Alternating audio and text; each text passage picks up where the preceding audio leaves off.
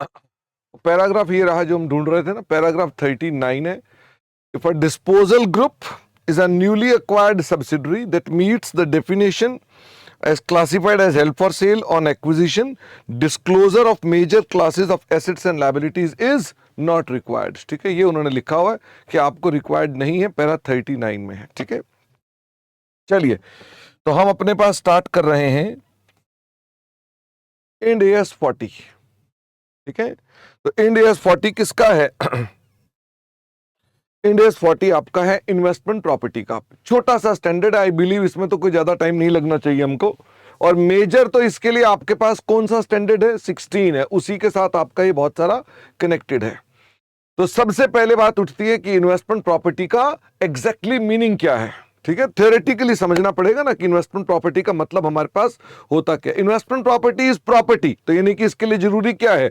Investment property के लिए क्या होना जरूरी है? प्रॉपर्टी। व्हेन आई से property, property means land and building. केवल लैंड भी हो सकती है, केवल बिल्डिंग भी हो सकती है, पार्ट ऑफ बिल्डिंग भी हो सकती है, पार्ट ऑफ लैंड भी हो सकती है। इसका ना हमारे पास एक इन्वेस्टमेंट प्रॉपर्टी में वर्ड प्रॉपर्टी का मतलब तो ये है। क्या ये प्रॉपर्टी बाजार से हमने ओन कर रखी है या मैंने लीज पर ले रखी है? बोथ वेज ये प्रॉपर्टी मान ली जाएगी हमारी है। The answer is yes, both ways ये प्रॉपर्टी हम अपनी मान लेंगे अपने पास। फिर मैंने आपसे कहा जिसका पर्पस क्या है, हेल्ड फॉर, किस लिए रखी हुई है हमने? Held for earning rentals. कौन से रेंटल? Operating rental. क्या इसमें फाइनेंशियल रेंटल्स आएंगे क्या? अगर मान लीजिए मैंने फाइनेंशियल रेंटल पर दे रखी है किसी आदमी को, तो वो इसमें कवर नहीं होंगे। अर्निंग रेंटल और फॉर दूसरा पर्पस कौन सा है? दूसरा है हमारे पास कैपिटल एप्रिसिएशन। रेदर देन, क्या नहीं होना चाहिए, उसकी भी लिस्ट साथ में दे रखी है। भाई अगर वो हेल्ड फॉर ट्रेड है, यानी सेल के लिए रखा हुआ है आपने अपने पास, जो आपका ऑपरेटिंग है ऑर्डिनरी कोर्स ऑफ ऑपरेशन में, तो ये आपका इंड एस 2 में स्टॉक बन जाता है, फिर हमारे पास यहां पर नहीं आएगा। या अगर मान लीजिए आपने production of goods and services के लिए रखा हुआ है तो भी यहां पर नहीं आएगा। आपने एडमिनिस्ट्रेशन के लिए रखा हुआ है तो भी नहीं आएगा। आपके एम्प्लॉय वहां रहते हैं तो भी वहां पर हमारे पास नहीं आएगा। तो आइए मेरे साथ साथ, तो हमने अपने पास कहा investment property is a property जिसका पर्पस हमारे पास क्या होना चाहिए? अर्निंग रेंटल या capital appreciation rather than use in the production of goods और सर्विसेज और फॉर एडमिनिस्ट्रेशन पर्पसेज और for sale in ordinary course of business. इसमें क्या क्या चीज आ गई? इसमें आपकी सारी की सारी लैंड एंड बिल्डिंग आ गई, उनका पार्ट भी आ सकता है, दोनों कंबाइन भी आ सकते हैं, उसमें कोई दिक्कत की बात नहीं। ये आपने हो सकता है ओन कर रखी हो सकता है आपने आरओयू पर ले रखी हो, तब भी कोई दिक्कत नहीं है। अगर मान लीजिए कोई प्रॉपर्टी आप यूज कर रहे हैं प्रोडक्शन ऑफ गुड्स के लिए या एडमिनिस्ट्रेशन के लिए, तो उसको क्या बोलते हैं? उसे बोलते हैं ओनर ऑक्युपाइड प्रॉपर्टीज। और ये किस स्टैंडर्ड में कवर होंगी? ये 16 में कवर होंगी। ओके, अगर आपने हेल्ड कर रखी है ऑर्डिनरी कोर्स में बेचने के लिए तो वो इन्वेंट्री कहलाती है और इन्वेंट्री 2 नंबर में कवर होगी। तो अल्टीमेटली इसमें प्रॉपर्टी कौन कौन सी कवर नहीं होंगी उसकी एक लिस्ट आ गई। जो आपके पास स्टॉक के रूप में रखी हुई है वो स्टैंडर्ड का पार्ट नहीं है। जो आपने किसी को फाइनेंशियल लीज पर देने के लिए रखी हुई है वो स्टैंडर्ड का पार्ट नहीं, किसी और स्टैंडर्ड में कवर होगा। अगर आपने यूज कर रहे हैं अपने पर लिए या आप अपने इंप्लॉइज के लिए या अपने कंस्ट्रक्शन कर रहे हैं अपने वास्ते, तो ये हमारे पास क्या मानी जाएगी? वो 16 में ओनर ऑक्युपाइड है। और बाकी केसेस में ये प्रॉपर्टी आपके इसमें यहां कवर होगी। मुझे फटाफट से बताओ, क्या वेकेंट लैंड भी इन्वेस्टमेंट प्रॉपर्टी हो सकती है? The answer is yes. अगर मेरे को उसका यूज डिटरमिन्ड नहीं है, मुझे नहीं पता उसका यूज क्या होगा, तब भी इन्वेस्टमेंट प्रॉपर्टी है? The answer is yes. The same rules apply to building also. Building अगर मान लो वेकेंट है तो क्या इन्वेस्टमेंट प्रॉपर्टी हो सकती है? The answer is yes. Held for earning income हो तो भी हमारे पास हो सकती है, वेकेंट है तो भी हो सकती है। अगर उसका यूज डिटरमिन्ड नहीं है, तो बिल्डिंग खरीद के रखी है, यूज डिटरमिन्ड नहीं है, तो क्या ये तब भी स्टैंडर्ड में कवर हो जाएगी? The answer is yes. अगर हम कंस्ट्रक्ट कर रहे हैं फॉर ऑपरेटिंग रेंटल तो भी क्या इसमें कवर हो जाएगी? The answer is yes. वो कंस्ट्रक्ट हो करके दे दी गई ऑपरेटिंग रेंटल के लिए तो भी कवर हो जाएगी? The answer is yes. तो ऑल दीज सिचुएशंस जो है ये सब इसके अंदर कवर हो जाएंगी। इसमें कुछ यूनिक सिचुएशंस आती हैं, उनके बारे में बात करते हैं। अगर आप उस प्रॉपर्टी का मिक्स यूज कर रहे हैं, यानी पार्शली ओनर ऑक्युपाइड है और पार्शली इन्वेस्टमेंट प्रॉपर्टी है, तो सबसे पहला स्टेप क्या बनता है, आप उसको सेपरेट करने का प्रयास करें। सेपरेट उसे कर सकते हैं जो सेपरेटली बिक सकता है। सिंपल थंब रूल, अगर मान लीजिए वो सेपरेटली बिक नहीं सकता तो आप सेपरेट कर नहीं सकते। अगर वो सेपरेट बिक सकता है तो वो कहता है उन दोनों को अलग कर दो, ओनर ऑक्युपाइड को अलग कर दो, उसको अलग कर दो, दोनों पे एप्लीकेबल स्टैंडर्ड अपने अपने लगा दो। लेकिन अगर आप उसे अलग नहीं कर सकते बिकॉज उनको सेपरेटली सोल्ड नहीं कर सकते, तो ऐसे में आप देखो कि क्या आप इसमें जो ओनर ऑक्युपाइड का यूज है वो इनसिग्निफिकेंट है। अगर मान लो ओनर ऑक्युपाइड का यूज इनसिग्निफिकेंट है तो हम क्या बोल देंगे उसको, अगर उसका यूज इनसिग्निफिकेंट है। मैंने एग्जांपल दिया था कि आपने छोटा सा पूरा मैदान है बिल्डिंग का, खाली कोने पे आपने कुछ सामान रखा हुआ है, ज्यादा नहीं है, तो हम उसे क्या बोल देंगे, इन्वेस्टमेंट प्रॉपर्टी। अगर उसका सिग्निफिकेंट है तो फिर क्या मान लिया जाएगा, फिर इन दैट केस वो हमारे पास इंड AS 16 में ओनर ऑक्युपाइड हो जाएगी। क्या इसमें सब में जजमेंट इन्वॉल्व हो सकती है, वही कितना सिग्निफिकेंट और कितना इनसिग्निफिकेंट है, ये जजमेंट है। सवाल को पढ़ करके सोचना पड़ेगा कि ये जो लैंग्वेज लिख रहा है इसके हिसाब से क्या होना चाहिए। ओके, हालांकि इसके ऊपर कोई सवाल मेरे ख्याल से है नहीं है। अच्छा, एक और भी मुद्दा आता है, क्या हम अपने पास प्रॉपर्टी, इन्वेस्टमेंट प्रॉपर्टी किसी को ऑपरेटिंग रेंटल पे ही दे रहे हैं, क्या विद सर्विसेज दे सकते हैं? कि हमने कहा हाँ भाई तेरे को मैं ये सर्विसेज भी दूंगा, तो मुझे वो रेंटल के बदले जो पैसे देगा क्या इन्वेस्टमेंट प्रॉपर्टी के भी देगा और सर्विसेज के भी देगा, because I am giving services. तो इसे बोलते हैं मिक्स्ड यूज, यानी ये भी प्रॉपर्टी मिक्स्ड यूज है, ये भी मिक्स्ड यूज है, ये भी मिक्स्ड यूज है। यहां पर आप उससे पैसे मिक्स करके ले रहे हैं सर्विसेज के। मुझे फटाफट से बताइए ऐसी सिचुएशन में आपको क्या करना पड़ेगा। अगर वो सर्विसेज इनसिग्निफिकेंट है या मैं कहूं मेंटेनेंस की है, सिक्योरिटी की है, तो हम मानते हैं कि उसको छोड़ दो। मेंटेनेंस की है मतलब उनमें कुछ ऐसा लंबा चौड़ा चीज नहीं दे रहे हो, जैसे आपने किराए पे कोई चीज दी, पानी भी दे दिया, बिजली भी दे दी, तो हम मानेंगे कि हाँ ये सिग्निफिकेंट नहीं है, या कोई सिक्योरिटी भी दे दी तो हम उसे इन्वेस्टमेंट प्रॉपर्टी बोलेंगे। लेकिन अगर आप उसमें सिग्निफिकेंट सर्विसेज दे रहे हो, आप बोलते हो आप हमारे होटल में रहिए, आपको सुबह नाश्ता मिलेगा, स्विमिंग पूल में जाकर जा सकते हैं, जकूजी यूज कर सकते हैं, ये चीजें और यूज कर सकते हैं, जिम भी जा सकते हैं, तो क्या हम होटल के अंदर उससे जो पैसे ले रहे हैं वो सारी चीजों के ले रहे हैं कलेक्टिवली? तो वी कांट से कि हम प्रॉपर्टी का रेंट ले रहे हैं। ऐसी स्थिति में उसे क्या मानेंगे, उसे हम ओनर ऑक्युपाइड मानेंगे। और अगर मान लो आपको ये पता नहीं चलता भाई साहब ये सर्विसेज कितनी है कितनी नहीं है, तो क्या जजमेंट अप्लाई करनी पड़ेगी? The answer is yes. Again आपको अपने पास दोहरे आंसर देने पड़ेंगे वहां पर कि आपके हिसाब से ये भी हो सकता है और ये भी हो सकता है, अगर आपके एग्जाम में ये क्वेश्चन आता है। इंटरेस्टिंगली इसके ऊपर कोई क्वेश्चन हमारे पास अवेलेबल नहीं है, इंस्टीट्यूट ने इस मुद्दे में कभी सवाल नहीं पूछा। फिर एक मुद्दा आता है कि अगर मान लीजिए कोई प्रॉपर्टी ऐसी है जो ग्रुप के अंदर ही हमने लीज पर दे रखी है और दूसरी पार्टी उसे यूज कर रही है for the purpose of production of goods and services, तो क्या मानेंगे? तो भाई अलग अलग की अगर हम बात करते हैं तो जिसने वो प्रॉपर्टी किराए पर दे रखी है उसके लिए वो क्या मानी जाएगी? जिसने किराए पर दे रखी है उसके लिए मानी जाएगी हमारे पास इन्वेस्टमेंट प्रॉपर्टी। जिसने ले रखी है वो 116 नंबर लगाएगा और क्या बुक करेगा? ROU एसेट बुक करेगा और अपने पास लीज लायबिलिटी बुक करेगा। बट जब हम उन्हें कंसोलिडेट करेंगे तो ये जितना मैंने ट्रांजैक्शन का ट्रीटमेंट किया वो सब खत्म हो जाएगा। इवन इन्वेस्टमेंट प्रॉपर्टी खत्म हो जाएगी, ROU एसेट खत्म हो जाएगा, लायबिलिटी खत्म हो जाएगी। क्या बच जाएगा? केवल हमारे पास इन दैट केस प्रॉपर्टी बच जाएगी जो कि इंड AS 16 में कवर हो जाएगी इन कंसोलिडेटेड स्टेटमेंट्स। ओके, ऐसा एक क्वेश्चन था लेकिन मेरे ख्याल से वो इंड AS 16 में हम लोगों ने पढ़ा हुआ है, वहां पर भी यही कॉन्सेप्ट था। फिर इसके बाद आता है रिकॉग्निशन प्रिंसिपल्स। ये रिकॉग्निशन प्रिंसिपल्स किसके लिए है? इन्वेस्टमेंट प्रॉपर्टी के लिए, और ये सेम है जो किसमें थे ऑलरेडी इंड AS 16 में भी थे। तो वो दो हैं, वो कौन कौन सी हैं? It should be probable that, बताइए क्या future economic benefits will flow to entity, एक तो ये पॉइंट हो गया, and cost can be reliably measured. यही दो आपके पास पहले भी थे, अभी भी दोनों आपके पास पॉइंट्स आएंगे। क्या आप ये रिकॉग्निशन कंडीशन इन्वेस्टमेंट प्रॉपर्टी के हर कंपोनेंट के लिए चेक करेंगे? The answer is yes. क्या इनिशियली भी चेक करोगे, सब्सिक्वेंटली भी चेक करोगे? The answer is yes.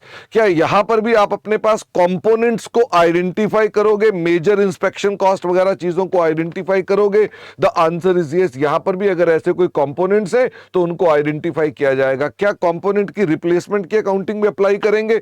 बिल्कुल वैसे ही पुराने कंपोनेंट को हटाएंगे, नए कंपोनेंट को बुक करेंगे। पुराना कंपोनेंट अगर मान लो आइडेंटिफाइड नहीं है तो आप अपनी करंट वैल्यू के ऊपर उसको डिस्काउंट करके ओल्ड वैल्यू पर आओगे, डेप्रिशिएट करके करंट वैल्यू निकालोगे और फिर अकॉर्डिंगली आप काम करोगे। ओके, अच्छा इसके अलावा हमारे पास आ जाता है एक और इंडिया 16 का ही पॉइंट, वो है मेजरमेंट। हम अपनी इन्वेस्टमेंट प्रॉपर्टी को मेजर कैसे करेंगे? तो जैसे इंडिया 16 में था, यहां पर भी वही है। आप इसको किस पर इनिशियली मेजर करेंगे? आप उसको इनिशियली कॉस्ट पर मेजर करेंगे। यहां पर भी आपके पास कॉस्ट के मतलब कौन कौन से हैं? वही 3 मतलब हैं जो पहले भी आपने पढ़े थे, cash and cash equivalent given, या fair value of asset given, या अदर स्टैंडर्ड अगर उस कॉस्ट को गवर्न करते हैं तो।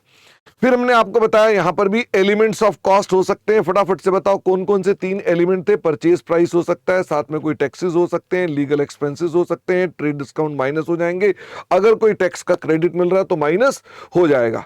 नंबर 2 पर डायरेक्टली एट्रीब्यूटेबल कॉस्ट, जो आपने उस एसेट को इंटेंडेड फॉर यूज के लिए खर्च किया है, वो सारे के सारे कॉस्ट भी यहां कैपिटलाइज हो जाएंगी। प्लस इसके अंदर भी ड्रॉल आ सकती है, तो ड्रॉल की अकाउंटिंग ट्रीटमेंट आपको यहां पर भी अपने पास करनी पड़ेगी।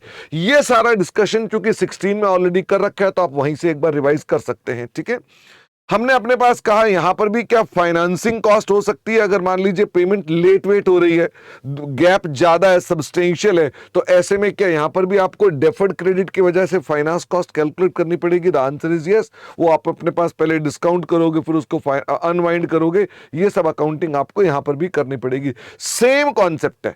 क्या यहां पर भी कंस्ट्रक्शन करते वक्त आपको अपने पास यही ध्यान रखना है कि कंस्ट्रक्शन करने के लिए ब्याज को कैपिटलाइज करना है तो कर दीजिए, कोई ड्रॉल के आइटम है तो ले लीजिए, एलिमिनेट कर देना इंटरनल प्रॉफिट, वो सब अकाउंटिंग एज इट इज सब चीजें यहां चली आएंगी। इसमें एक आपके लिए नई चीज थी, वो कौन सी थी? कि लैंड एंड बिल्डिंग कई बार हम खरीदते हैं और उसके अंदर मेंबरशिप के पैसे देने पड़ते हैं, तो क्या वो मेंबरशिप हमारी कॉस्ट मानी जाएगी उसकी? द आंसर इज यस, क्योंकि बिना मेंबरशिप के आप उस सोसाइटी में नहीं रह सकते। तो यानी कि उस मेंबरशिप को भी अपने पास हम लैंड एंड बिल्डिंग की इंटेंडेड यूज के लिए मान करके डीएसी का पार्ट मानते हैं, देयरफॉर वो भी हमारे साथ साथ में कैपिटलाइज हो जाती है। ठीक है, एक्सचेंज वाला केस क्या वही पहले वाला है कि अगर कॉमर्शियल सब्सटेंस होगा तो हम उसको रिकॉर्ड कर डालेंगे अपने पास at fair value of asset given, अगर वो रिलायबल अवेलेबल नहीं है तो fair value of asset received, अगर वो भी अवेलेबल नहीं है तो आप बुक वैल्यू पर ले लेंगे। कॉमर्शियल सब्सटेंस देखने के लिए आपको क्या देखना पड़ेगा कि आपके पास रिस्क, टाइमिंग एंड अमाउंट जो आपके कैश फ्लोज के अंदर थे from the previous asset versus the new asset, उनमें सिग्निफिकेंट चेंजेस हैं तो कमर्शियल सब्सटेंस है, अन्यथा नहीं। वैसे मैंने आपको इस पर टिप दे रखी है कि कमर्शियल सब्सटेंस को चेक करना हो तो क्या देख लेना कि अगर वो एसेट सिमिलर एसेट है और सिमिलर सिचुएशन का है, सिमिलर पोजीशन का है, मतलब जितना घिसा हुआ ये है उतना ही घिसा हुआ वो है, तो हमको इस ऐसे केस में क्या मान लेना चाहिए कि हमको सेम कैश फ्लो मिलने वाले हैं, तो अल्टीमेटली क्या मान लेंगे कि commercial substance in that case exist नहीं करता है, बाकी केसेस में एग्जिस्ट करता है। ओके, अच्छा, अगर कमर्शियल सब्सटेंस एग्जिस्ट नहीं करता है तो अपने एसेट को बुक करेंगे कितने के ऊपर? कैरिंग अमाउंट के ऊपर। जितना भी कैश का लेन देन होता है, चाहे कमर्शियल सब्सटेंस हो चाहे कमर्शियल सब्सटेंस ना हो, हम उसके लिए सेपरेट एंट्री डाल देते हैं, asset account debit to cash या cash account debit to asset. अगर मान लीजिए हमारे पास कभी भी ये आ जाता है तो सब्सीक्वेंटली इसको हम कितने पर मेजर करेंगे? तो सब्सीक्वेंटली मेजर करने पर थोड़ा सा डिफरेंट है। इंडिया 16 में सब्सीक्वेंट मेजरमेंट करने की आपको पॉलिसी का चुनाव मिलता है कि आप फेयर वैल्यू पर भी ले सकते हैं और अपने पास आप कॉस्ट मॉडल पर भी ले सकते हैं, बट यहां पर आपके पास सिर्फ और सिर्फ कौन सा मॉडल अलाउड है? Only cost model is allowed. Cost model में अपने एसेट को आप कितने पर रिकॉर्ड करेंगे? At cost less accumulated deduction minus impairment loss, हम उतने पर रिकॉग्नाइज करेंगे अपने पास। क्या यहां पर भी आपको अपने एसेट के अंदर डेप्रिसिएशन चार्ज करनी पड़ेगी जिस प्रकार से पहले डेप्रिसिएशन चार्ज कर रहे थे? The answer is exactly yes, यानी उसमें कोई चेंज नहीं है। क्या इंड एस 40 हमको फेयर वैल्यू मॉडल अलाउ कर रहा है जो IAS 40 में उन्होंने आपको अलाउ कर रखा है? The answer is no. इसका मतलब क्या एक आपके लिए कार्व आउट हो गया? ये हम ना तेजी से कार्व आउट, कार्विन को हमेशा कार्व आउट बोल देते हैं, तो कई बार ये कार्विन होता है, कई बार ये कार्व आउट होता है। हमने फेयर वैल्यू मॉडल हटा दिया तो ये क्या है? हमने फेयर वैल्यू मॉडल हटा दिया तो ये कौन सा मॉडल है? ये कार्व आउट है। ओके, बट कई बार कार्विन होता है, हम उसको भी कार्व आउट बोल देते हैं, तो उसमें कोई फर्क पड़ता नहीं है। तो मैंने आपसे कहा आपको अपना फेयर वैल्यू मॉडल यहां पर नहीं लगाना, इसका मतलब इंटरनेशनली उस मॉडल में क्या ट्रीटमेंट होता है, हम उसको अपने एसेट को फेयर वैल्यू पर लाते हैं और उसका डिफरेंस कहां पर रिकॉग्नाइज कर देते हैं, हम प्रॉफिट एंड लॉस में रिकॉर्ड कर देते हैं। यहां पर ऐसा नहीं है, इंडिया ने कह दिया हम ऐसा करेंगे ही नहीं, बात खत्म। लेकिन इसके ऊपर उन्होंने एक लंबी चौड़ी डिस्क्लोजर की बातें कर डाली इंडिया वालों ने। उन्होंने कहा हम ये डिस्क्लोज करेंगे, वो करेंगे, वो करेंगे, डिस्क्लोजर भारी भरकम कर दिए, लेकिन एक्चुअल में आपका अकाउंटिंग ट्रीटमेंट उन्होंने मना कर रखा है। ठीक है। क्या आपके पास इन्वेस्टमेंट प्रॉपर्टी के अंदर कभी कभार ट्रांसफर भी हो सकती है टू फ्रॉम इन्वेस्टमेंट प्रॉपर्टी, मतलब ये कि कभी इन्वेस्टमेंट प्रॉपर्टी बन रही है और कभी हट रही है, कैसा भी हो सकता है? The answer is yes. तो इन्वेस्टमेंट प्रॉपर्टी क्या बन सकती है? ओनर ऑक्युपाइड भी बन सकती है, स्टॉक भी बन सकती है, या मैं कहूं ओनर ऑक्युपाइड या स्टॉक दोनों इन्वेस्टमेंट प्रॉपर्टी बन सकते हैं। ओके, तो जब भी कभी ऐसा होगा तो ये तभी होगा अगर चेंज इन यूज होता है। अब चेंज इन यूज क्या है? तो चेंज इन यूज बेसिकली क्या है, जब दो कंडीशन पूरी हो जाएंगी तो चेंज इन यूज होगा। दो कंडीशन कौन सी है? इन्वेस्टमेंट प्रॉपर्टी की डेफिनेशन क्वालिफाई हो जाएगी या नॉन क्वालिफाई हो जाएगी। मतलब पहले वो प्रॉपर्टी थी, अब वो क्वालिफाई हो गई इन्वेस्टमेंट प्रॉपर्टी, तो वो हमारी पहली कंडीशन हो गई। या मैंने कहा पहले इन्वेस्टमेंट प्रॉपर्टी थी, अब इन्वेस्टमेंट प्रॉपर्टी की डेफिनेशन डिसक्वालीफाई हो गई, तो ओनर ऑक्युपाइड हो गई। बात समझ में आ गई? यानी पहली कंडीशन कौन सी है कि उसे क्या बन जाना है, इन्वेस्टमेंट प्रॉपर्टी की डेफिनेशन को क्वालिफाई या डिसक्वालीफाई करना है, जहां पर वो जा रहा है उसके हिसाब से। और नंबर दो, there must be evidence of change, कि आपके पास वो एविडेंस होना चाहिए। एविडेंस क्या मैनेजमेंट की कमिटमेंट चल सकती है? The answer is no. वो एविडेंस कौन सा होना चाहिए? वो ऑब्जर्वेबल एविडेंस होना चाहिए, यानी कि आपके पास वो फैक्ट्स बाजार में जो है वो आपको दिख रहे होने चाहिए कि कंपनी ने जो हमसे कह रही है उसके ऊपर इनिशियल स्टेप्स लेने स्टार्ट कर दिए हैं। जब आपने देखा चेंज इन यूज है तो आप उस समय अपने पास ट्रांसफर की एंट्री डालेंगे। जब ट्रांसफर की एंट्री डालेंगे तो उसके लिए आपको अमाउंट कितना लेना है, what will be the amount for that change. तो चाहे इधर से उधर जाएंगे, उधर से इधर जाएं, ये हमेशा किसके ऊपर होगा? It will be always on the carrying amount. और हमारे पास वो जो डेप्रिसिएशन पड़ी हुई है और जो हमारे पास इंपेयरमेंट लॉस पड़े हुए हैं, अगर ये ओनर ऑक्युपाइड और इन्वेस्टमेंट प्रॉपर्टी है, इसमें फर्क ही नहीं पड़ेगा। क्या दोनों में ही एक्यूमुलेटेड डेप्शन रहती है? तो चाहे इधर से इधर जाओ, चाहे इधर से इधर जाओ, डेप्रिसिएशन वैसे की वैसे ही रहेगी। इसका मतलब आपने क्लासिफिकेशन चेंज कर दी, कैरिंग अमाउंट बन गया वही वाला और आपकी डेप्शन वही रहेगी, इंपेयरमेंट लॉस वही रहेगा। लेकिन अगर मान लीजिए ये इन्वेस्टमेंट प्रॉपर्टी से क्या बन जाती है, इन्वेंट्री, तो आप उनको नेट करके यहां शिफ्ट करेंगे। बात समझ में आती है? और अगर मान लीजिए इन्वेंट्री से यहां आता है तो कैरिंग अमाउंट इसकी कॉस्ट बन जाएगी और सब्सिक्वेंटली डेप्रिशिएट होगी। बात समझ में आती है? क्योंकि इसमें डेप्शन तो कोई आ नहीं रही होगी पहले, तो आपकी जो कॉस्ट यहां से आएगी उसी कॉस्ट को आप कंटिन्यू करके इंपेयर करोगे और डेप्रिशिएट करोगे।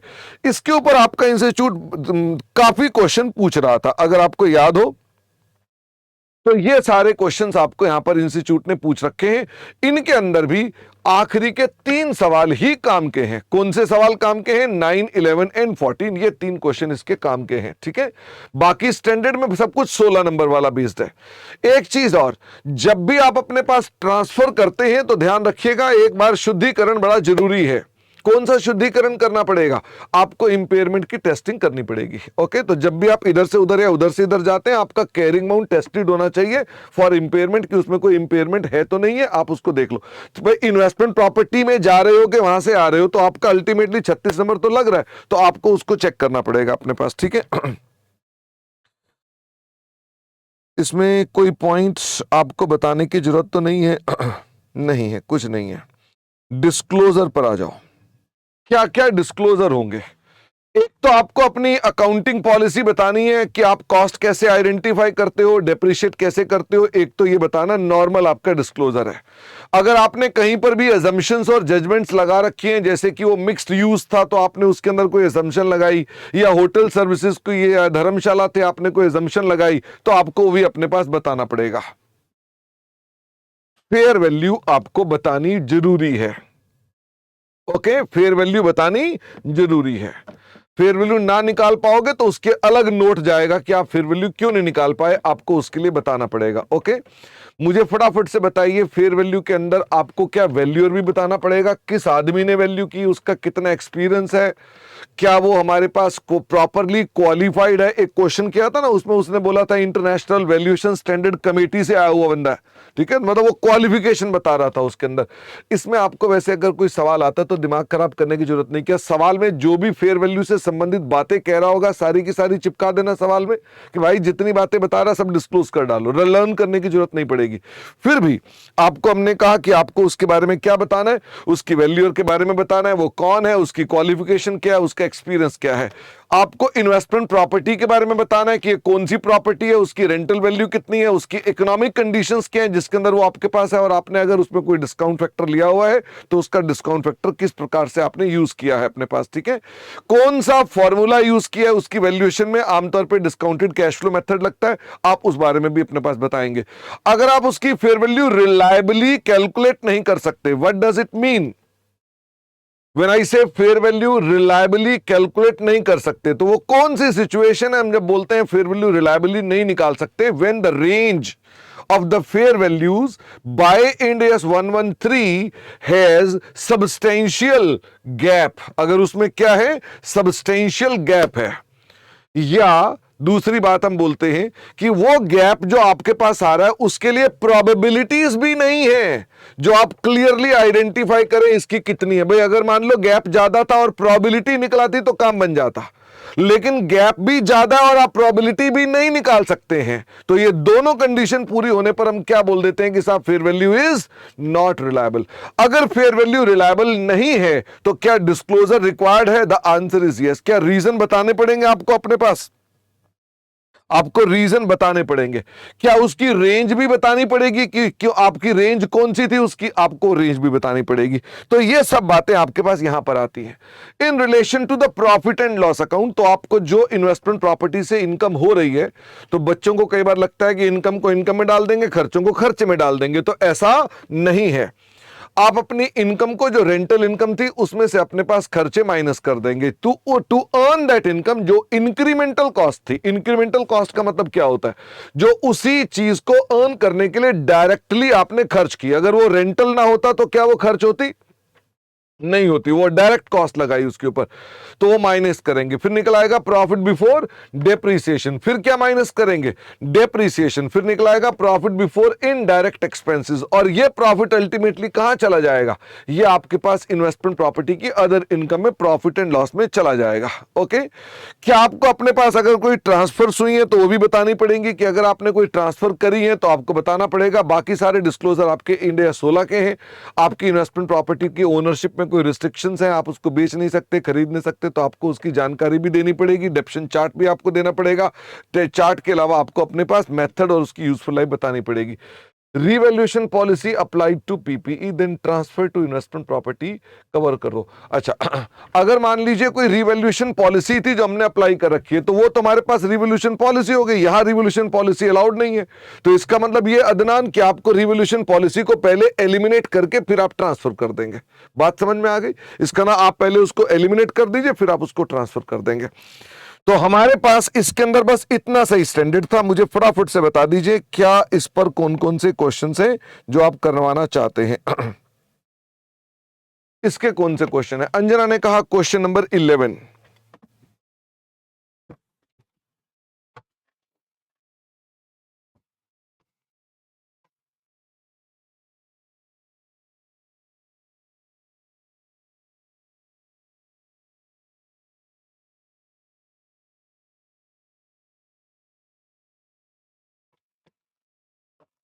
वो क्या कह रहा है?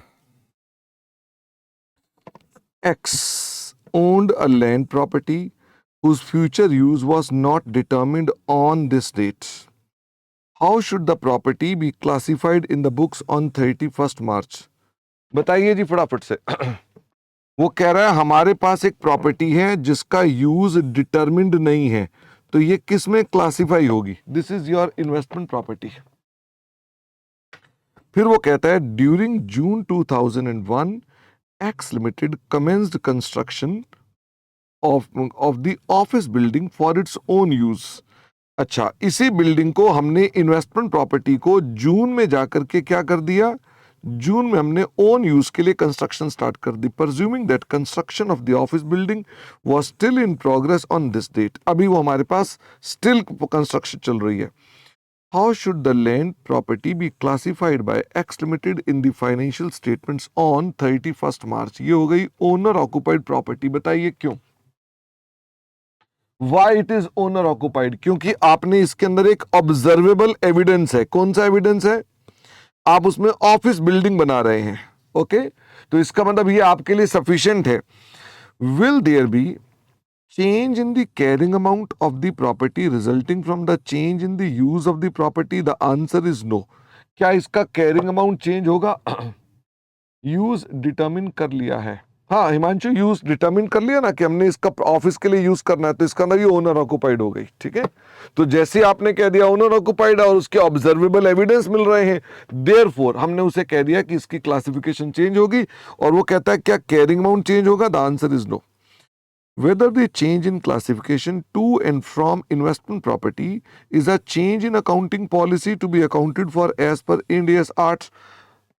मुझे फटाफट से बताओ, change in accounting policy Ind AS 8 में कब होती है? वो चेंज इन अकाउंटिंग पॉलिसी कब होती है कि जो आपके ट्रांजैक्शंस थे या जो इवेंट्स आपके पास हो रहे थे, वो उनमें क्या होना चाहिए? चेंज आना चाहिए। भाई उसकी अकाउंटिंग ट्रीटमेंट जो आप पहले करते थे और उसकी अकाउंटिंग ट्रीटमेंट जो आप अब करते हैं, दैट मस्ट चेंज। ध्यान से मेरी बात को फिर सुनो, ट्रांजैक्शन एंड इवेंट सेम है, उसी ट्रांजैक्शन का ट्रीटमेंट डिफरेंट होगा तो ये क्या बनेगा? Change in policy.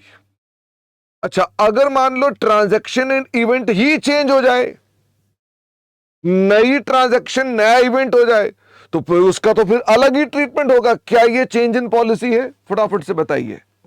The answer is no. तो आई थिंक अंजना आप इसी कंटेक्स्ट में तो नहीं क्वेश्चन पूछ रहे थे। ओनर ऑक्युपाइड मतलब ये पीपीई बन गया। Yes Anjana, owner occupied means PPE बन गया। तो यहां पर क्या हमारे पास यूज चेंज करने से ट्रांजैक्शन चेंज हो गई? फटाफट से बताओ भाई। पहले वो इन्वेस्टमेंट प्रॉपर्टी थी और अब वो क्या बन गई?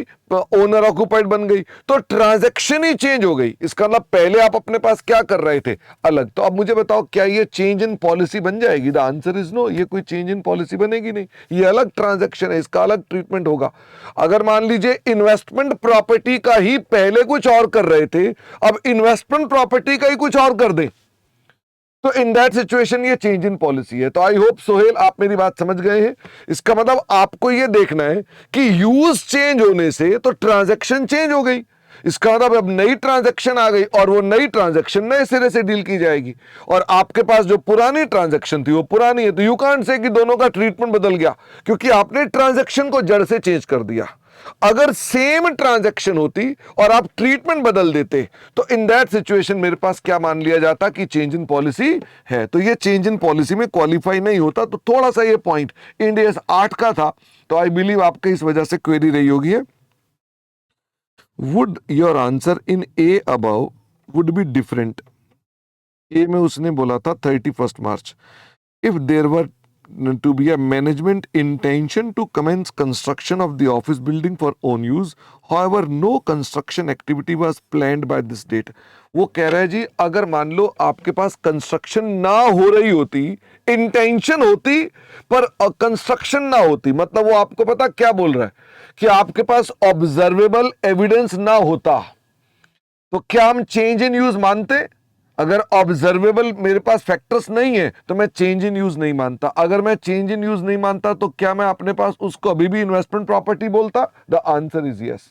अंजना मुझे बताएंगे कौन से वाले पॉइंट पर ज्यादा फोकस करना है? I can discuss again. अच्छा बाकी वैसे ऐसा कुछ नहीं है, तब तक मैं भी देखता हूं इसको, ये क्या कह रहे हैं। Any land and building currently undetermined, कहता अगर अनडिटर्मिन्ड है तो ये क्या मान लिया जाएगा? कि ये मान लिया जाएगा इन्वेस्टमेंट प्रॉपर्टी है, और हम चाहें तो उसका चेंज इन यूज कर सकते हैं जब वो एविडेंस हो जाता है। चेंज हमारे पास कब होता है? जब इन्वेस्टमेंट प्रॉपर्टी की डेफिनेशन पार हो जाती है और एविडेंस भी हमको मिल जाता है। क्योंकि हम कंस्ट्रक्शन शुरू कर चुके हैं तो एविडेंस मिल चुका है। तो ये हमारे पास क्या आ गया, property should be classified from investment property to owner occupied, यानी 16 में आ जाएगा।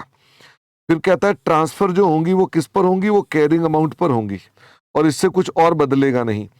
चेंज इन क्लासिफिकेशन, ये सी में कौन सा था, अच्छा पॉलिसी था। वो कहता है जो ये नो कि ये चेंज जो हो रही है वो चेंज क्या हो रही है, इन्होंने उस बारे में नहीं बताया कि ये ट्रांजैक्शन जो है वो चेंज नहीं हो रही है, मतलब ट्रांजैक्शन चेंज हो गई है, यानी पहले वो हमारे पास इन्वेस्टमेंट प्रॉपर्टी थी अब ये बन गई है प्रॉपर्टी प्लांट इक्विपमेंट, तो ऐसे करके लिख देते। इन्होंने सीधा लिख दिया the change in classification is due to change in the use, no retrospective is required. ये रेट्रोस्पेक्टिव का पॉइंट क्या आ गया, अगर चेंज इन पॉलिसी होगी ना तो इंड एस 8 हमें बोलता है रेट्रोस्पेक्टिव करो। ओके, ये उसके बारे में बोल रहा है, कह रहा है क्योंकि चेंज इन पॉलिसी नहीं है तो हम कुछ रेट्रोस्पेक्टिव नहीं करेंगे। हालांकि ये क्वेश्चन था नहीं, उसने पूछा था चेंज इन पॉलिसी है कि नहीं। मियर intention for the use is not evidence, तो यानी कि बात खत्म हो गई इसके अंदर। ठीक है सत्यम, आपने कौन सा क्वेश्चन बताया था, शायद 15 नंबर बताया ना सत्यम आपने।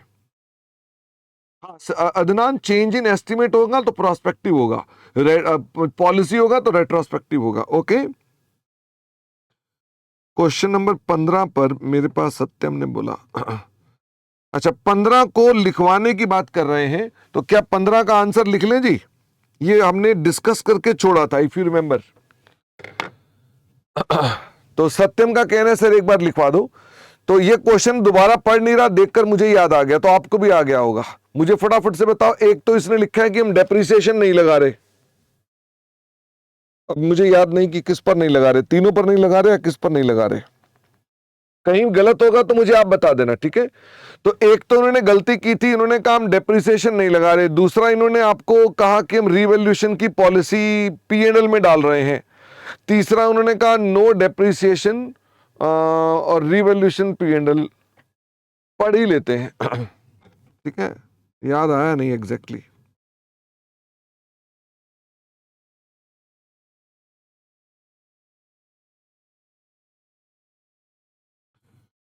Special Limited is a multinational entity that owns three property. All three properties purchased on this date. Okay. The following details were furnished. Purchase price, estimated life और fair values. खरीदी थी 2020 में, तो 2021 उसका पहला साल है, इसका मतलब ये फर्स्ट ईयर है। The company uses property 1 and 2 for its business purpose. तो ये क्या बन गया 16 नंबर, ये बन गया 16 number. The company is exploring the opportunity to sell the property 3 if it's get reasonable consideration. Till the time it is not sold, the company has rented the property. तो ये किस में क्लासिफाई करूं, held for sale में classify करूं या investment property में classify करूं, फटाफट से बताइए। सत्यम कह रहा है जब तक हमें ग्राहक नहीं मिल रहा है, हमने किराए पर दे दी है और अभी शायद उसके लिए हमको पैसे भी पूरे नहीं मिल रहे हैं। ठीक है, जब पैसे पूरे नहीं मिल रहे हैं मतलब आप रीजनेबल नहीं मांग रहे, मार्केट के हिसाब से नहीं मांग रहे, आप ज्यादा मांग रहे हो, मार्केट उतना दे नहीं रही है, तो ये क्या बन गया, this is your investment property. It has adopted revaluation model for the subsequent measurement of these properties, यानी इसको उसने रीवैल्यू कर रखा है। अलाउड है कि नहीं अलाउड है, उसने इस प्रॉपर्टी थर्ड को रीवैल्यू कर रखा है, ये अलाउड नहीं है। क्या इनका रिवॉल्यूशन अलाउड है, the answer is yes. The depreciation is charged on straight line method, however the company has not charged the depreciation on property 1 and 3 for the current year since the fair value of the property exceed their carrying amount। 1 and 3 पर no depreciation, 1 and 3 पर no depreciation। The difference between the fair value and the carrying amount has been recognized in the profit and loss account, तो ये भी गलत कर दिया उसने। The properties are shown under the head property plant, ये भी उसने गलत कर दिया। Analyze whether the policies adopted by the company are correct, अगर नहीं है, if not correct treatment क्या होगा, और extract बनाकर दिखाओ बैलेंस शीट का। ठीक है,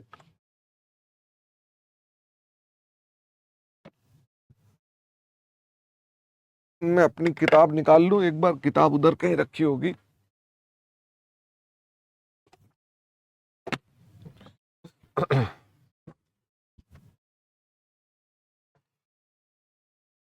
तो ये आ गया जी आपका क्वेश्चन नंबर 15। और ये मेरे को स्लाइड नंबर 40 कहां पर है, स्लाइड नंबर 40 में जाना है।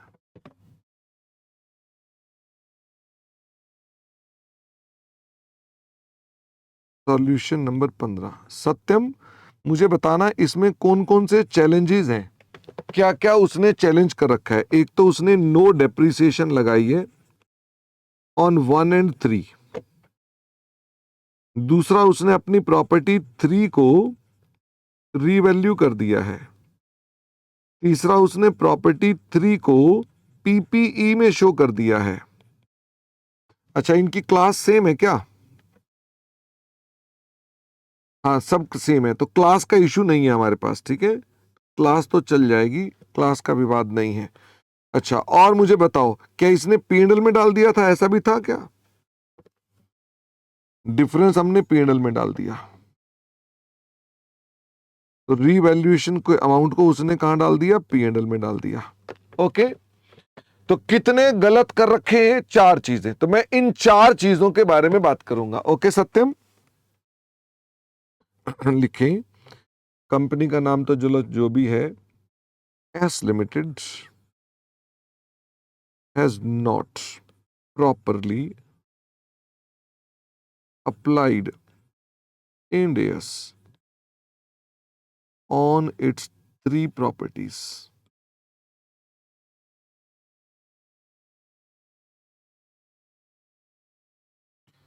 Number 1, property 3 has been held for earning rental incomes. Hence, it qualifies definition of investment property under Ind AS 40. It should be depreciated using appropriate depreciation method. These properties cannot be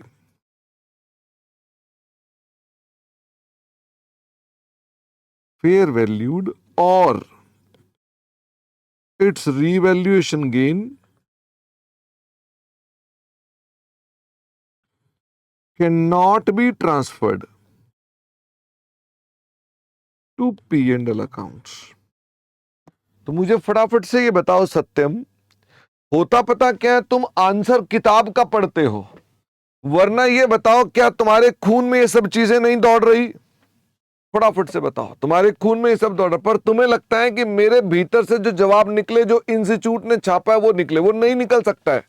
okay सत्यम, तो तुम्हारे को समझना है कि तुम्हारे को पहले उसका आंसर पता होना चाहिए, फिर उसको आपने अपने शब्दों में बताना है।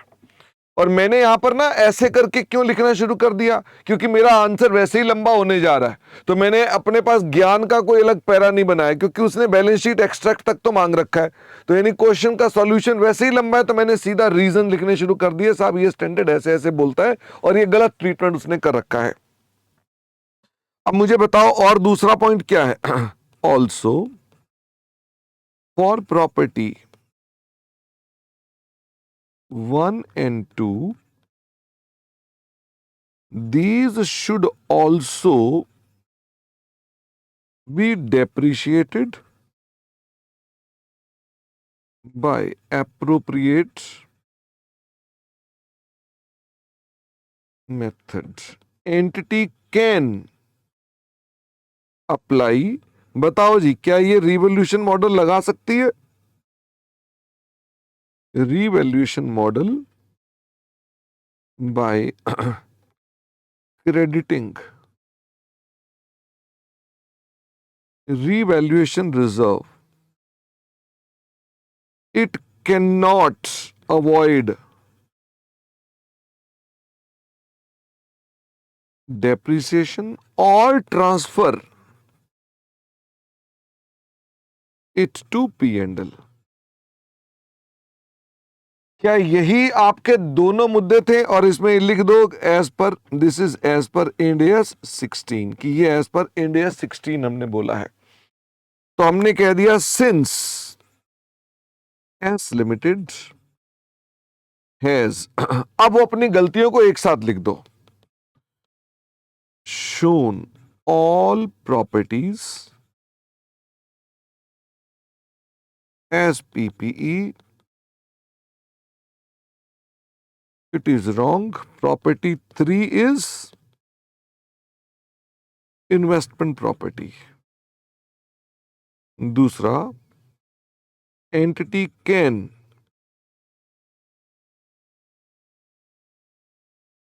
revalue property 1, but it will have to revalue property 2 as well. बताना क्यों? अगर आप 1 को रीवैल्यू करते हो तो 2 को रीवैल्यू करना क्यों पर जरूरी है? क्योंकि सेम क्लास है। Since these are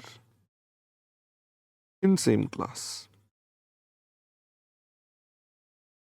और फिर तीसरा, depreciation must be charged on all properties. क्या अब वो आपको कह रहा है इसकी प्रेजेंटेशन भी करके दिखाओ? कह रहा है जी एक्सट्रैक्ट बनाकर दिखाओ इसका।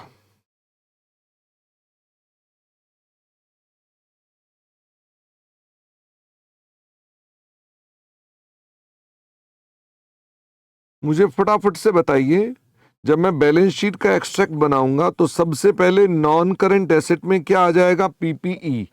क्या इन्वेस्टमेंट प्रॉपर्टी भी लिखनी होगी मुझको? तो ये हो गया नोट 1, ये हो गया नोट 2। मुझे फटाफट से बताओ प्रॉपर्टी के बारे में, जो नोट 1 है इसमें क्या क्या डिस्क्लोजर होते हैं? मैं भूल गया, कौन कौन से डिस्क्लोजर होते हैं? क्या आपको ग्रॉस कैरिंग अमाउंट बताना पड़ेगा? आपको ग्रॉस कैरिंग अमाउंट बताना पड़ेगा। मुझे फटाफट से बता दीजिए प्रॉपर्टी ए का ग्रॉस कैरिंग अमाउंट कितना है? This is 7,50,000। प्रॉपर्टी बी का ग्रॉस कैरिंग अमाउंट है 10,50,000। मुझे फटाफट से बताइए इसके अंदर क्या मुझे डेप्रिसिएशन का चार्ज भी बताना पड़ेगा? हाँ। प्रॉपर्टी ए और बी की डेप्शन बताओ कितनी कितनी है? प्रॉपर्टी ए की लाइफ है 10 साल और बी की लाइफ है 15 साल। 15 साल से डिवाइड कर दो इसको 10,50,000 को, 70,000। तो टोटल डेप्शन हो गई 145। तो नेट अमाउंट कितने का हो गया? ये हो गया 16,55,000। Please check. मुझे अब ये बता दो, अरे इसमें रिवैल्यूएशन भी तो था ना, उसने रिवैल्यूएशन भी तो करा हुआ है तो रिवैल्यूएशन का भी तो एडजस्टमेंट करनी पड़ेगी ना हमको।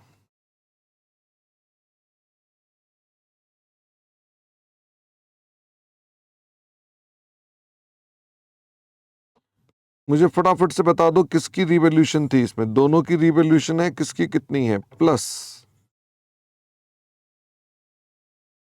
रिवैल्यूएशन। ए प्रॉपर्टी का रिवैल्यूएशन में 50,000 बढ़ रहे हैं, बी की रिवैल्यूएशन में 1,00,000 घट रहे हैं। तो अल्टीमेटली आपके पास ग्रॉस अमाउंट कितने का हो गया?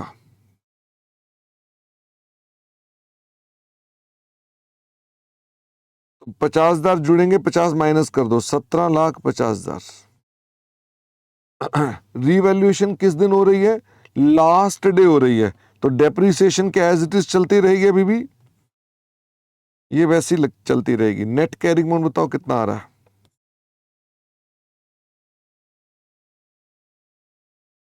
Net carrying amount will be equal to 1750 minus 145, 1605। Check करो एक बार।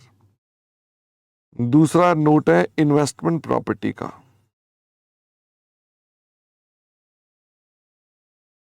ये थर्ड वाली है, ये आ गई 12 लाख माइनस डेप्रीसिएशन, इसमें एक ही है तो ग्रॉस और डेप्शन सीधी सीधी आ जाएगी, और ये कॉस्ट में चलेगा 15 साल।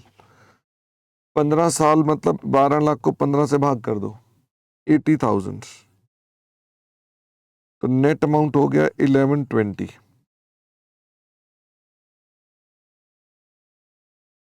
मुझे अब ये बता दीजिए क्या आपके पास रीवैल्यूएशन रिजर्व आएगा या पीएनएल में हिट होगा ये? Decline in revaluation will be charged to P&L ₹50,000। अच्छा, और आपने क्या करना है, डेप्रीसिएशन का चार्ज बता दो कितने का है।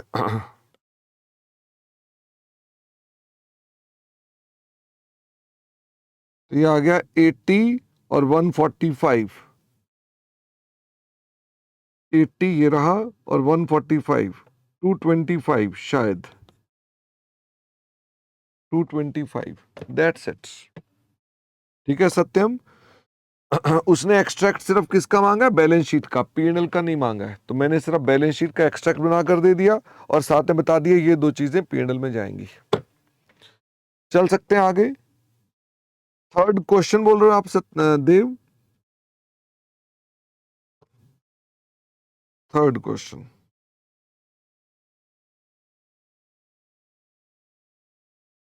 X Limited purchased a building for 30 lakhs on 1st May with intention to earn rentals. The purchase price was funded by a loan, interest on which is payable at the rate of 5%.